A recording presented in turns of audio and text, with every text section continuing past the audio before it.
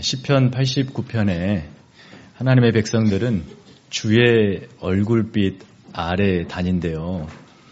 그러니까 여러분은 주의 얼굴, 그 영광스러운 빛을 여러분의 얼굴에 담아야 되는 사람들입니다. 옆 사람을 보세요. 한번 그 주의 얼굴빛이 가득 담겨 있는지 아니면 어두워 있는지 좀 보시면서 인사를 나누십시다. 안녕하세요. 반갑습니다.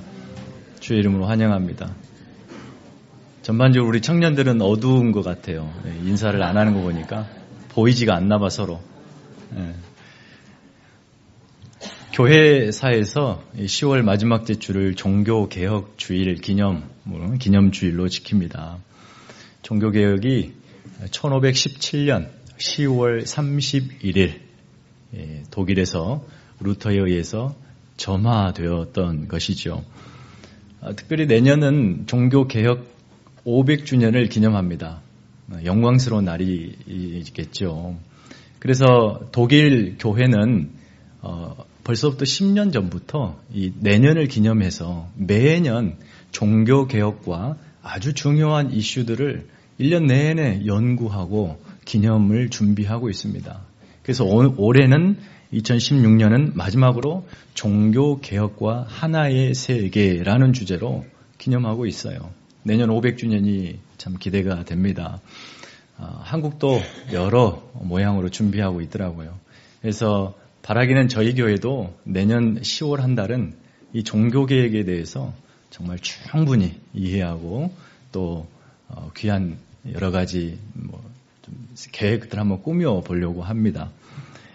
오늘은 특별히 마틴 루터의 종교개혁을 중심으로 우리가 가지고 있는 오늘의 신앙이 얼마나 위대한지, 우리가 얼마나 위대한 유산을 물려받고 신앙생활을 하는지에 대해서 잠시나마 보려고 합니다. 중세 시대는 대단히 혼란한 시대였습니다. 카톨릭이 무소불위의 권력과 부를 축적해 나갈 때죠. 그래서 밖으로는 교황권을 끊임없이 확대하려고 노력을 했고요. 그런데 내부적으로는 극심한 갈등에 계파 간의 싸움이 골이 깊어져 갔습니다. 그래서 동방의 비잔틴과 서방의 로마, 이 두 세력 간의 완력 다툼이 점점점 심해져 갔습니다. 결국은 1054년에 동방교회와 서방교회가 분열을 하게 돼요. 그 분열이 있기 전에 서로 좀 타협점을 찾으려고 부단히 애썼습니다. 그래서 서방 로마 교회의 교황이 사신들을 보내죠. 그래서 동방의 비잔틴, 거기에서도 콘스탄티노플, 거기에 있는 성 소피아 성당, 그곳으로 보내서 여러 가지 좀 타협점을 찾아보려고 했는데 도저히 합의를 못 봅니다. 그리고 나서 안 되겠다, 갈라서 해야 되겠다. 동방교회는 이 서방교회의 사신과 또 서방교회의 교황을 인정하지 않으려 했습니다. 그래서 두 교회는 갈라지게 됩니다. 그런데 이 종교인들, 특별히 신앙인들이 갈라설 때는 대단히 무섭게 갈라집니다. 교회도 쪼개질 때 무섭게 쪼개지듯이 이 당시 어떻게 쪼개졌냐? 서방교회 교황 사절단들이 마지막으로 먼지를 털고 그곳을 떠나는데 이 성 소피아 성당 재단에 저주문을 하나 두고 떠납니다. 그 저주문의 내용이 이렇습니다. 이들 모두는 동방교회 사람들 모두예요. 이들 모두는 성직 매매자들, 발레리안주의자들, 아리우스주의자들, 도나투스파들, 니골라당, 세베리안주의자들, 마니교도, 나사렛 땅, 이 전부 다 이단들이거든요. 이 기타 모든 이단자들과 함께 저주를 받을지어다. 악마와 그의 천사들과 함께 저주를 받을지어다. 아멘, 아멘, 아멘. 이 저주문을 성소피아 성당에 두고 떠나버려요. 그리고 나서 이 로마 카톨릭과 그리스 정교회가 갈라서게 됩니다. 분열 후에 로마 카톨릭은 이 교황청의 권력을 더 든든하게 다지고 싶었어요. 그래서 했던 게 11세기와 13세기에 걸친 대략 200년간의 십자군 전쟁이죠. 이른바 이 성지 탈환 작전으로 시작된 이 전쟁은 예루살렘으로 성지 순례를 가고자 했던 이 신자들을 핍박하고 방해하고 살해했던 이 이슬람 교도들을 제거하기 위한 작업으로 시작됐습니다. 그런데 그것이 200년 동안에 수많은 고귀한 생명과 막대한 자금을 쏟아붓는 십자군 전쟁이 된 것이죠. 전쟁은 실패로 돌아갔습니다. 카톨릭 역사에서 가장 수치스러운 200년의 역사죠. 아직도 기억이 납니다. 저는 2000년 3월에 당시 교황 요한 바오로 2세가 그 2000년의 카톨릭 역사를 정리하면서 회개하는 몇 가지 죄의 제목을 나열했는데 그중 첫 번째가 바로 이 십자군 전쟁이었습니다. 여러 가지 면에서 이 에너지를 소진한 로마 카톨릭 교회는 정치력을 확대하고 또 로마의 교황의 권력을 최대한 강화하려고 애를 썼습니다. 당시 이 신의 존재에 대해서 대부분의 사람들이 믿었어요. 그런데 이 신에 가장 가까이 있는 사람을 교황이라고 믿었습니다. 그래서 점점점 교황이 높아지면서 신의 자리에 오르게 되는 거죠. 당시 로마 카톨릭 신자들의 의무 사항, 지금도 있습니다. 고해 성사라는 것이 있습니다. 신자들이 사제를 찾아가서 자신의 죄를 고백하는 거예요. 그러면 사제가 그 죄를 사면해줘요. 그런데 이 죄에 대한 책임, 죄를 진 건 사면을 받았는데 거기에 대한 책임은 너가 져야 된다라고 하면서 죄를 고백한 그 사람이 해야 할 의무사항, 이 보속이라는 것이 있습니다. 그러니까 거기에 합당한 책임을 짓는 행위예요. 거기에는 여러 가지가 있어요. 기도를 한다든지 금식을 한다든지 성지순례를 간다든지 이런 형태로 자신의 남아있는 형벌을 보속함으로 감면받는 행위죠. 그런데 사람들은 그렇잖아요. 저와 여러분도 그렇듯이 이 죄가 한 달에 한 번 짓는 것도 아니고 매일 매 순간 죄를 짓는데 거기 가서 사죄를 해요. 사면을 받습니다. 그러고 보속을 하라 그래요. 가서 금식하십시오. 기도하십시오. 몇 시간 기도하시고 이 같은 보속의 내용들을 이 신자들이 다 이행을 못합니다. 그러니까 한편으로는 사제에게 가서 사죄한다는 의미로 마음은 편하지만 또 한편으로는 내가 다 하지 못한 보속의 내용들로 가득 점점 쌓여지고 있는 거예요. 그리고 그렇게 사람은 죽습니다. 그러니까 사는 날 동안 자신이 갚아야 될 보속을 다 갚지 못하고 대부분 사람들이 죽는 거예요. 그래서 사람들이 두려운 겁니다. 당시 전쟁과 기근, 무엇보다도 질병 때문에 주변 사람들이 죽어나가는 것을 보고 두려워해요. 그런데 카톨릭에서는 뭐라 가르치냐면 보속의 의무를 다하지 못하고 죽으면 연옥에 갈 것이고 거기서도 나머지 형벌을 받아야 된다. 죽어서까지 형벌을 받는다는 이 두려움 속에 사람들은 어찌할 바를 몰랐습니다. 죽어서도 형벌과 저주가 있다? 이들에게는 참으로 힘든 문제였어요. 그리고 영적인 불안감은 점점점 쌓여만 가고 커져만 갔습니다. 그렇게 해서 로마 카톨릭은 이제 교황이 면죄를 해주는 권위가 있다라고까지 이제 주장하게 되는 거예요. 면죄. 다시 말해서 보속의 불이행으로 죽어버리면 연옥 가서도 형벌을 받을 텐데 그 모든 것을 면죄해 줄 수 있는 특권이 교황에게 있다라고 하는 주장을 하고 나오니까 이 카톨릭 신자들에게는 이거 같이 복음이 없는 겁니다. 죽기 전에 내 죄를 다 보속하고 편하게 죽을 수 있다는 거죠. 바로 여기에서 면죄부가 등장하게 되는 거예요. 면죄라고 하는 것은 죄를 사해 준다는 말이 아니에요. 죄 때문에 받을 형벌을 면해 준다는 거예요. 그래서 면벌부라고도 부르죠. 그 내용은 이래요. 어떤 사람이 죄를 짓습니다. 가서 사죄를 했어요. 신부가 보석을 하라 그럽니다. 그런데 보석을 다 하지 못했습니다. 완전한 보석을 하려면 대략 한 100점의 수준에 이르러야 돼요. 근데 일반 평민들은 살다 보면 절대 불가능해요. 100점에 이른다는 것은. 100점에 이르지 못하고 죽습니다. 그런데 가톨릭에서는 이렇게 말해요. 사람들은 사는 날 동안 100점에 이를 수 없다. 그러나 우리 가톨릭에는 예수 그리스도, 성모 마리아, 그 외에 수많은 성자들이 그들이 이 땅의 거룩한 삶을 삶으로 인해서 인간에게 필요한 보석의 점수가 100점이라 한다면 이들은 100점보다 훨씬 넘은 공로가 있다. 그러니까 이것을 잉여 공로라 그래요. 남은 공로. 보석하고 모든 것을 사면하고 형벌을 면하고도 남을 만큼의 공로가 이 성자들에게는 있다는 거예요. 그런데 가톨릭은 그 수많은 성자들의 공로가 쌓여 있고 이 공로들을 가지고 교황은 신자들에게 보석을 다 해줄 수 있다는 거죠. 그런데 문제는 어떻게 이 보석을 받느냐는 거예요. 사면 조건.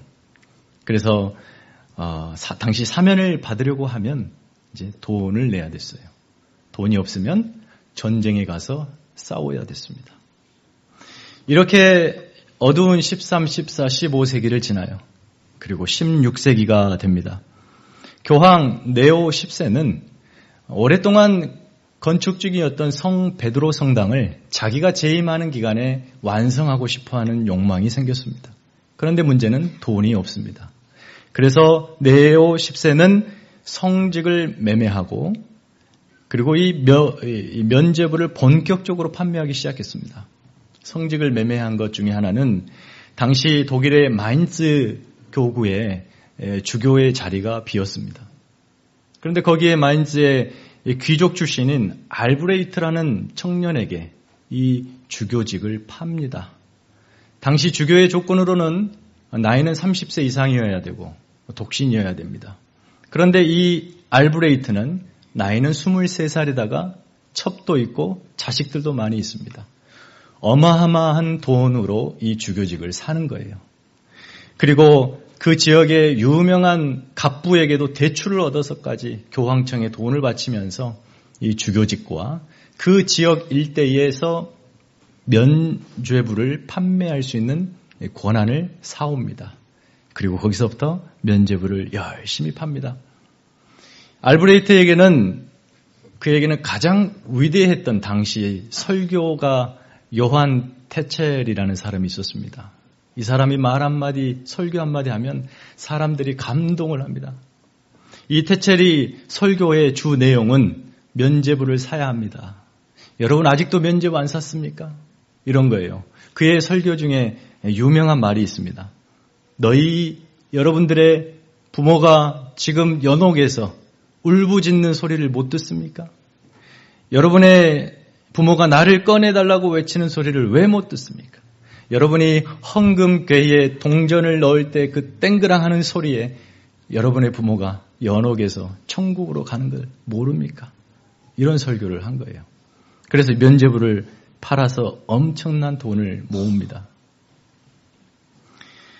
많은 사람들이 면죄부를 사들여요. 소문이 타지에 퍼지면서 타지 사람들까지 거기 가서 막 면죄부를 사옵니다. 자, 이 같은 상황에서 당시 비텐베르그 대학의 신생대학의 성서학 교수로 있었던 마틴 루터가 참담함을 금하지 못합니다. 마틴 루터는 1505년에 그가 갑자기 길을 가다가 벼락을 봅니다. 자기가 벼락은 맞지는 않았지만 바로 자기 옆에서 떨어지는 우레와 같은 벼락을 경험하게 돼요. 그 순간 무릎을 꿇고 하나님 제가 사제가 되겠습니다. 수도사가 되겠습니다. 이렇게 헌신하고 수도사가 됩니다. 그리고 그가 열심히 공부를 해요. 당시 루터 역시 모든 사람이 일반적으로 그랬듯이 그를 끈질기게 괴롭혔던 문제는 죄와 죽음 이후의 형벌의 문제예요. 죽어서도 이 형벌 문제를 어떻게 해결해야 되나? 나는 내 스스로 보속할 수 없는데 이런 문제에 대해서 대단히 고민스러웠어요. 수도사가 돼서도 열심히 그 문제를 탐구했어요. 성경을 연구했어요. 1512년에는 박사 학위를 받아요. 그리고 나서 이 비텐베르그 대학에 와서 성경을 가르치는, 열심히 성경을 가르칩니다. 점점 하나님의 말씀에 대해서 깨달아집니다. 1515년에는 로마서를 가르쳐요. 그런데 로마서를 연구하다 이 하나님의 의라고 하는 것에 새로운 깨달음을 얻습니다. 하나님의 의. 그래서 그의 책을 펴내죠. 하나님의 의. 그가 깨달은 건, 말씀을 통해서 깨달은 건 바로 그거예요. 가톨릭은 의로우신 이 하나님 앞에 인간이 스스로 충분히 인정을 받아야만 하나님으로부터 의를 얻어낼 수 있다. 이렇게 가르쳤는데 성경을 보고 기도를 하고 하나님 앞에 가까이 나아가면 나아갈수록 그것이 아니라는 거예요. 하나님 앞에서 인정받을 가능성이 내 안에 하나도 없음을 보고 절망스러워한 거예요. 그렇다면 어떻게 하나님의 의를 얻을 수 있을까라고 끊임없이 자기 질문과 고민을 했던 것입니다. 그리고 로마서를 풀어가는 과정 속에서 오늘 우리의 본문 16절, 17절에서 그는 심장이 멎는 듯한 느낌을 받습니다. 하나님의 의는 인간이 만들어내거나 얻어낼 수 있는 것이 아니다. 예수 그리스도의 십자가, 복음 안에 하나님의 의가 완전하게 나타나 버렸다. 그래서 육신으로 오신 예수 그리스도, 바로 그분의 십자가를 지심으로 자신을 내어주신 완전한 사랑, 바로 그것이 하나님의 의를 이루어 버렸다. 우리 인간은 바로 그 예수 그리스도를 믿음으로 하나님의 의를 얻을 수 있다. 바로 그 의는 우리가 무엇을 해서 얻어내는 의가 아니라 예수 그리스도로 말미암아 하나님이 주시는, 값없이 주시는 은혜의 선물이다. 바로 이것을 깨닫게 됩니다. 바로 저와 여러분이 믿는 신앙 고백과 같은 거예요. 그런데 사람들이 면죄부를 사들고 와서 그 면죄부를 흔들면서 자랑합니다. 나는 사면받았다. 나는 사면받았다. 그리고 나서 즐거워하며 면죄부 하나를 들고 자신이 해야 할 신앙의 의무를 감당하지 않고 책임에서 도망칩니다. 이것을 본 루터는 가만히 있을 수가 없었던 거예요. 여러분, 루터가 종교개혁에 발화를 한 것은 맞습니다. 그런데 실제로 이 루터는 가톨릭의 사제잖아요. 루터는 가톨릭의 이 완전한 떨어져 나가는 종교개혁을 꿈꾼 게 아니었어요. 가톨릭 안에 부패한 마음, 신앙의 정화를 위해서 움직였던 거예요. 그래서 마인츠의 주교인 알브레이트에게 최대한 예의를 갖춰서 편지를 보내요. 주교님, 지금 설교가 테첼이 면죄부를 판매하는 것을 제발 중단시켜 주십시오. 그것은 성경에 옳지 않습니다. 그리고 비텐베르그 성당 그 정문에다가 이것이 왜 틀린가? 가톨릭이 왜 지금 주장하는 이 모든 것들이 그런가에 대한 95가지의 조항, 문장을 써서 붙이는 거예요. 95개 반박문입니다. 알브레이트는 그와 같이 이 반항하고 대적하고 이 면죄부 판매에 지대한 악영향을 주는 이 루터가 싫었어요. 그래서 편지를 씁니다. 교황에게 탄원서를 보내요. 지금 마틴 루터라고 하는 이 사제가 교황의 권위에 도전하고 있습니다. 이 사람을 처벌해 주십시오. 1920년 교황은 루터를 파면합니다. 파면은 사형이나 다름없어요. 그리고 그 다음에 보름스에서 신성 로마 제국의 황제였던 찰스 5세는 루터에게 다시 한번 묻습니다. 루터, 네가 말하는 그 모든 주장을 지금 철회할 의사가 없느냐? 잠시 시간을 주십시오. 루터가 생각합니다. 고민합니다. 그리고 나서 이렇게 이야기해요. 내 양심이 성경에 사로잡혀 있는 한 나는 절대 그 주장을 철회할 수 없습니다. 여러분 멋있지 않습니까? 멋있어 보이는데 이 말 한마디가 루터의 사형을 내리는 거예요. 사형을 받습니다. 사형 언도를 받습니다. 이제 루터는 사형에 처해지게 됩니다. 아주 긴박한 상황이에요. 그런데 루터를 평소 지원했고 후원했던 프리드리히 귀족, 프리드리히 공이 이 루터를 납치합니다. 그리고 비밀리에 바르트브루크라고 하는 한 성에 가둡니다. 성의 방이 여러 개예요. 미로 같은 방이에요. 그곳에 제일 찾기 어려운 방에 루터를 가두고 거기에서 루터는 머리를 기르고 수염을 기르고 옷은 농민의 옷을 입으면서 거기에서 10개월을 숨어 지냅니다. 그런데 그렇게 그냥 벌벌벌 떨면서 목숨부지하니라 10개월을 보낸 게 아닙니다. 루터가 거기에서 했던 위대한 작업이 있습니다. 그것이 뭐냐면 바로 라틴어 성경을 독일어로 번역하는 거예요. 11주 만에 신약 성경 전체를 독일어로 번역합니다. 대단하죠. 11주 만에. 여러분 11주 만에 성경 읽으라고 해도 신약 성경 읽으시겠습니까? 그걸 번역을 해요. 다른 언어로. 잠 안 자고 번역을 합니다. 그리고 그 번역된 성경을 독일에 뿌리기 시작합니다. 여러분 이게 아무 별 문제 없는 일이라고 생각되실 텐데요. 당시 이렇게 성경을 번역하는 일은 그야말로 살인행위입니다. 얼마나 이 성경이 다른 언어로 번역되지 못하도록 카톨릭에서 단속한 줄 아십니까? 그 실예로 루터보다 약 150년에 앞서서 여러분이 들어봤을 거예요. 존 위클리프라고, 영어로는 와이클리프라고 그래요. 위클리프라는 사람이 있습니다. 이 사람은 옥스퍼드 대학의 천재입니다. 신학자예요. 대단한 신앙 인격을 갖춘 분이에요. 그가 카톨릭에 대해서 하나하나 성경을 연구하면서 이때부터 성경의 기준에서 카톨릭을 반대하기 시작했던 사람이에요. 여러 책을 씁니다. 그러다가 위클리프가 했던 것은 바로 성경을 당시 카톨릭에서는 거룩한 언어라고 해서 구약 성경으로 기록된 히브리어, 신약 성경으로 기록된 헬라어, 그리고 이것의 번역본인 라틴어, 이 세 개의 언어만 거룩한 언어라고 지적했고 다른 언어로 번역되는 것은 그 세상적인 세속 언어로 성경을 번역하는 것이기 때문에 이것은 하나님 앞에 신성 모독이 된다. 절대 금했던 것이 성경 번역이었습니다. 그리고 라틴어로 성경을 가두고 라틴어 할 수 있는 자기들만의 소유물로 삼았던 거죠. 그런데 이 존 위클리프가 그것을 영어로 번역을 합니다. 영어로 번역을 해요. 그래서 1382년에 위클리프의 영어 성경 번역본이 등장하게 됩니다. 그런데 여러분 이 당시는요. 인쇄술이 발달이 안 되어가지고 성경 한 권을 성경 다른 필사를 통해서 복사를 해요. 카피를 합니다. 그런데 성경 한 권을 필사하는데 얼마나 걸릴 것 같습니까? 전문 필사가의 필사. 10개월이 걸립니다.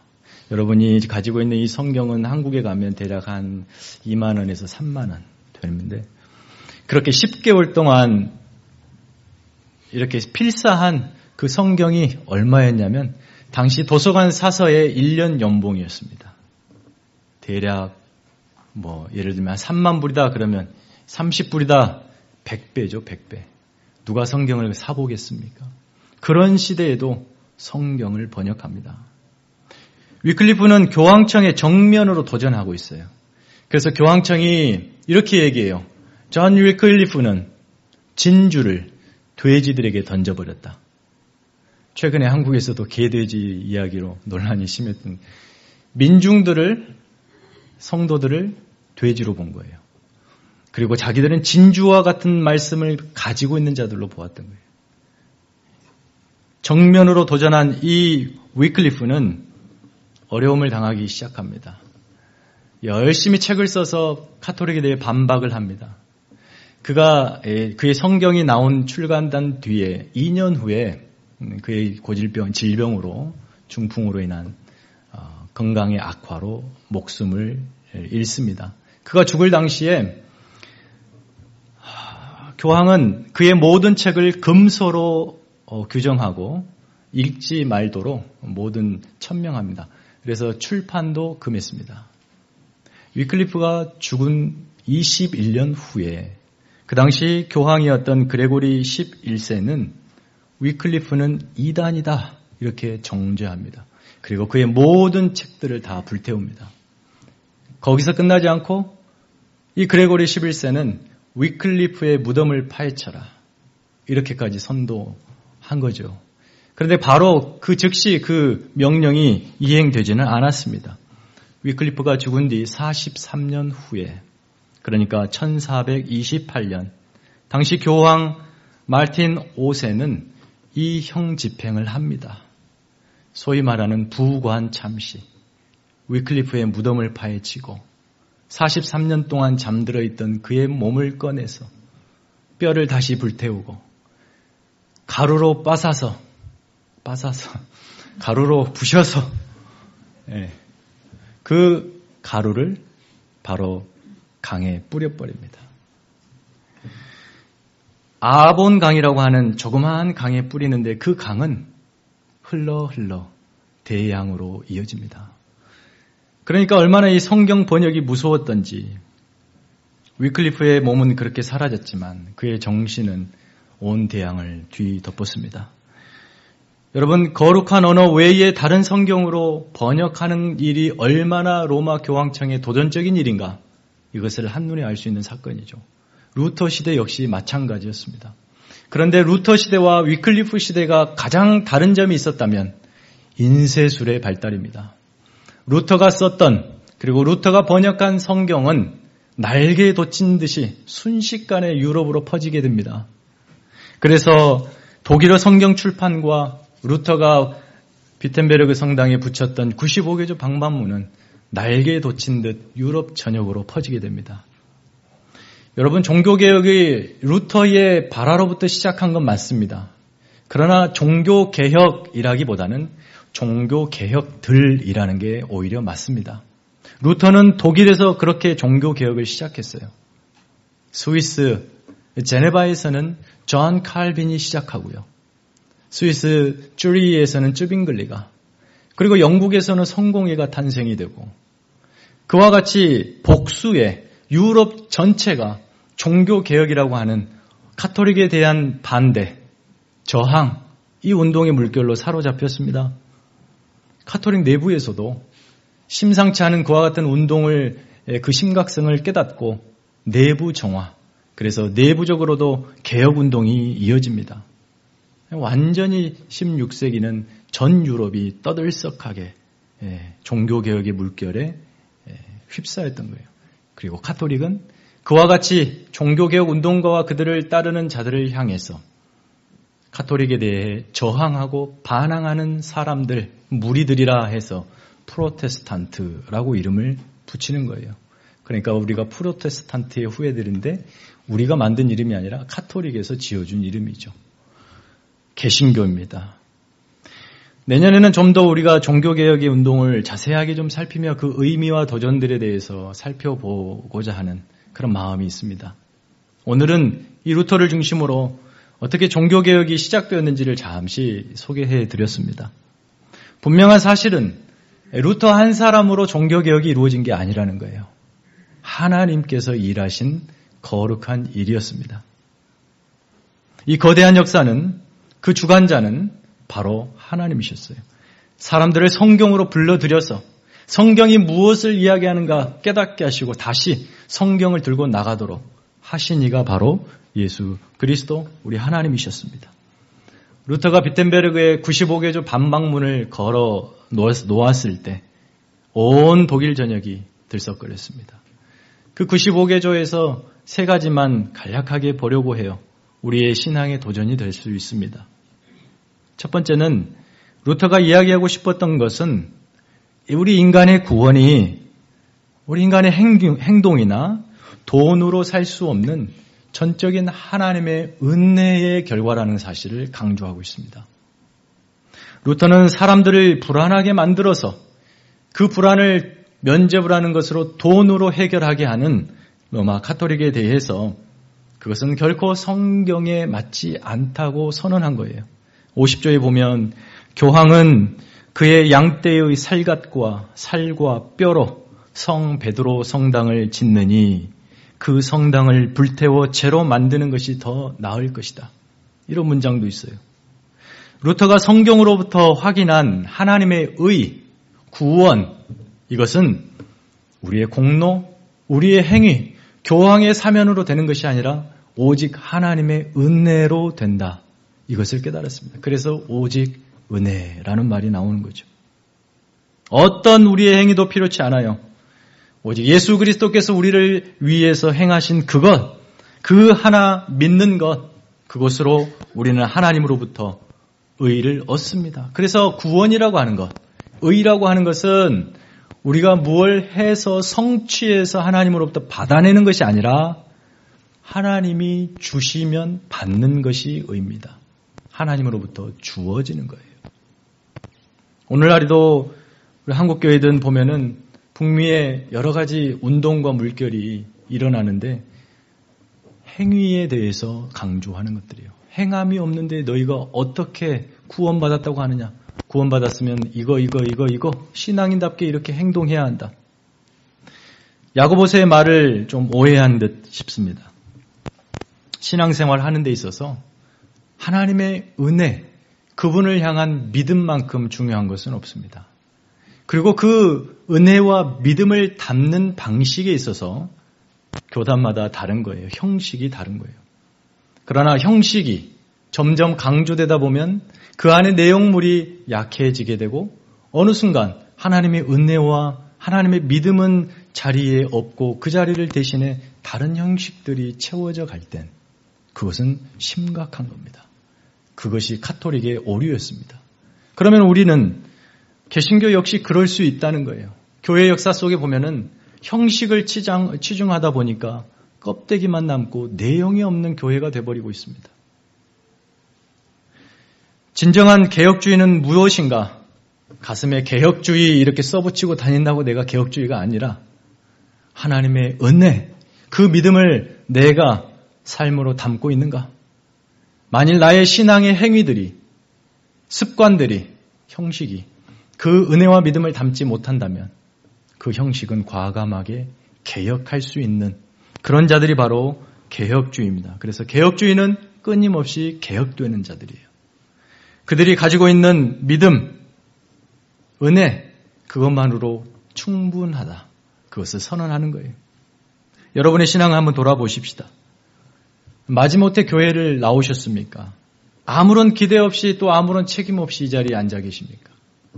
지금 하나님의 부르심, 예배, 말씀, 감사, 영광, 그리고 우리를 향하신 사랑, 이런 단어들이 여러분의 지금 가슴을 어떻게 진동하고 있습니까? 그냥 냉랭하십니까? 아니면 가슴이 떨려서 견딜 수가 없습니까? 루터와 종교개혁자들은 무엇보다도 하나님의 은혜에 사로잡혔고 말씀이 그들을 이끄는데 도무지 멈출 수가 없었어요. 자기들의 의지로 거부할 수 없는 강력한 하나님의 능력의 말씀에 사로잡혀 이 개혁을 이룬 것입니다. 오직 믿음, 어떠한 것에도 두려워하지 않아요. 생명을 담보로 그 믿음 붙들고 그의 인생을 던졌던 종교개혁자들, 그들의 후예가 바로 저희들이고 그들이 믿었던 신앙이 우리가 믿는 신앙인 것이에요. 두 번째, 무소불위의 이 교황의 권위에 대한 도전으로 이 교황의 권위는 이 세상에만 국한되어 있지 죽어서도 유효한 권위는 아니다. 루터가 이렇게 이야기해요. 그래서 교황은 자기 자신과 관련된 죄에 한해서 용서를 선포할 수 있지 다른 사람의 죄에 대해서 사면할 권위는 없다. 이렇게 이야기하는 겁니다. 그래서 10조에 보면은 죽어서 가는 연옥을 교회법의 벌로 삼는 사제들은 무식하고 악한 자들이다. 10조에 그렇게 이야기해요. 그리고 53조는 면죄부 설교로 참 하나님의 말씀을 잠잠케 만드는 사람들은 그리스도와 교황의 적이다. 하나님의 말씀을 잠잠케 하는 자들이 적이라는 거예요. 교황의 권위는 성경의 권위 위에 설 수 없다는 것을 이야기하고 있습니다. 오로지 하나님의 말씀만이 권위로 삼아야 된다는 거예요. 이것은 우리에게, 오늘을 사는 우리에게 대단히 중요한 말이에요. 여러분이 사는 이 시대는 참으로 우리의 삶을 결정하는 것들이 너무 많습니다. 이렇게 살아야 합니다. 저렇게 살아야 됩니다. 그렇게 살면 안 됩니다. 이렇게 사는 것이 참된 행복입니다.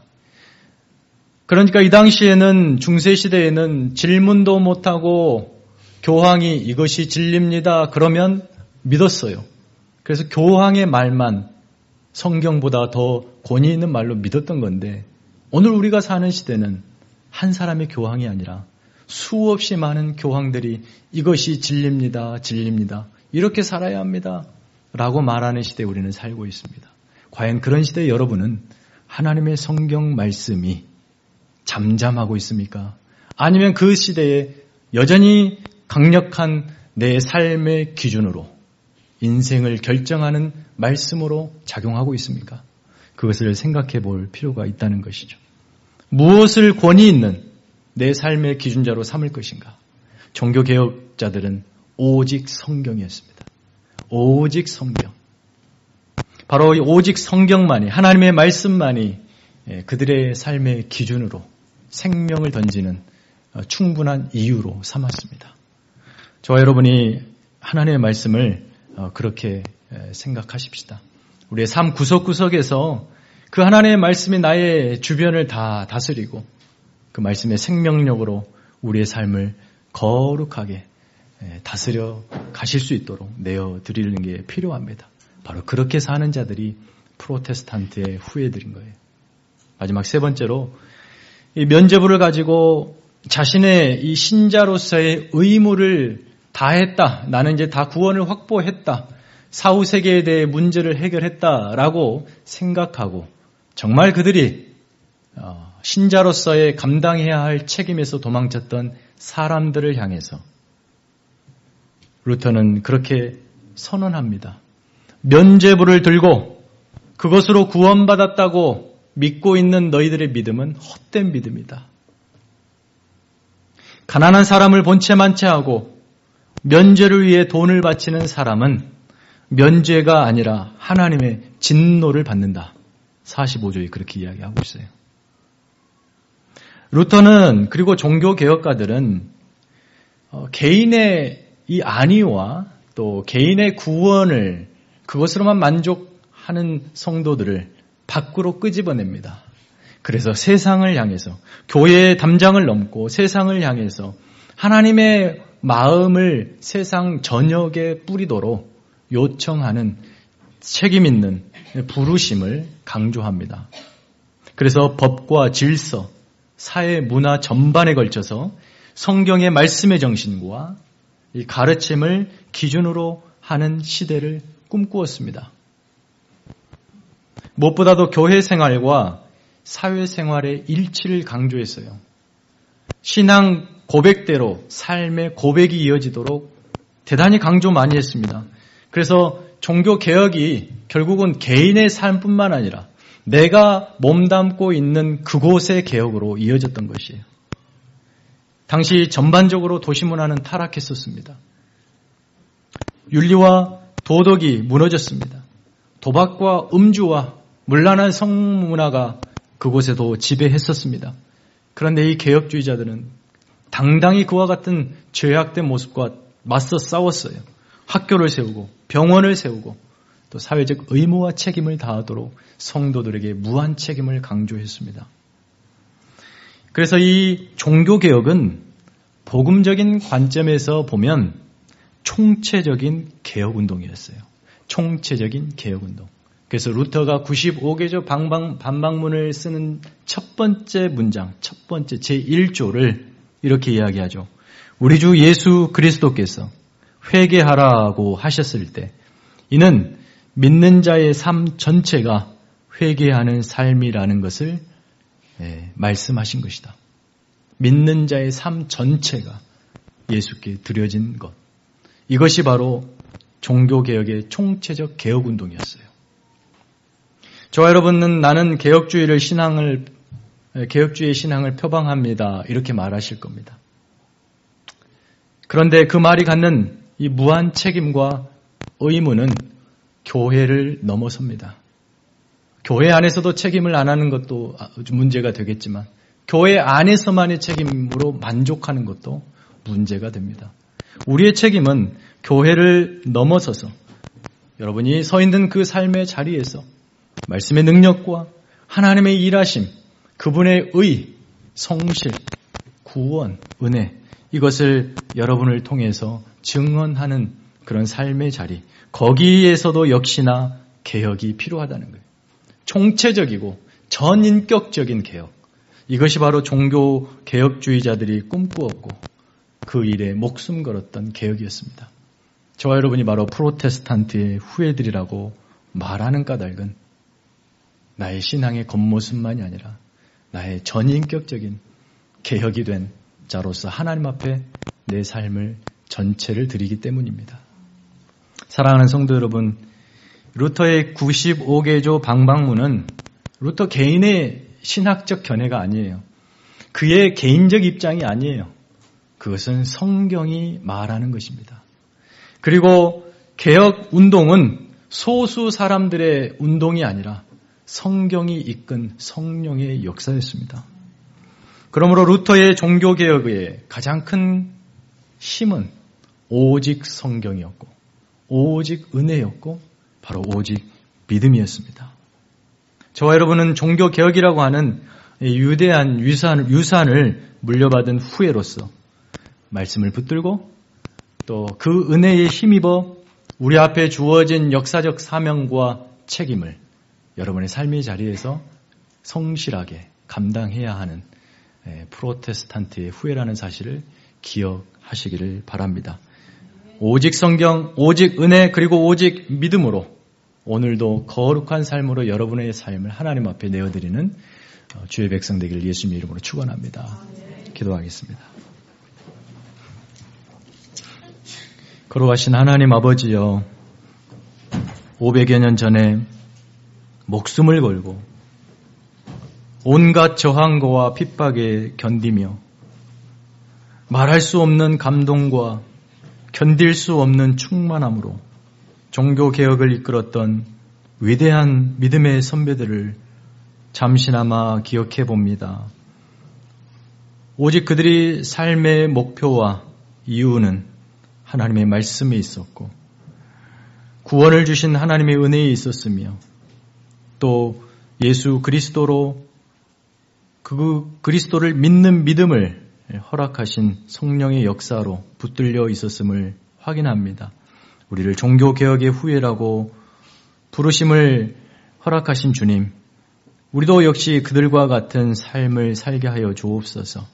우리의 삶의 자리에 성경 아닌 하나님 말씀 아닌 그 어떤 것도 권위 있는 결정권을 갖지 못하게 하시고 우리의 어떤 행위도 하나님의 은혜에 앞서지 않게 하시며 우리의 형식과 신앙 의지도 오직 예수 그리스도를 믿는 믿음보다 앞서지 않도록 우리를 붙들어 주시옵소서. 종교개혁 500주년을 기념하는 귀한 시간에 우리의 삶의 총체적이고 전인적인 개혁이 이루어질 수 있도록 은혜 베풀어 주시옵소서. 예수님의 이름으로 기도하옵나이다. 아멘.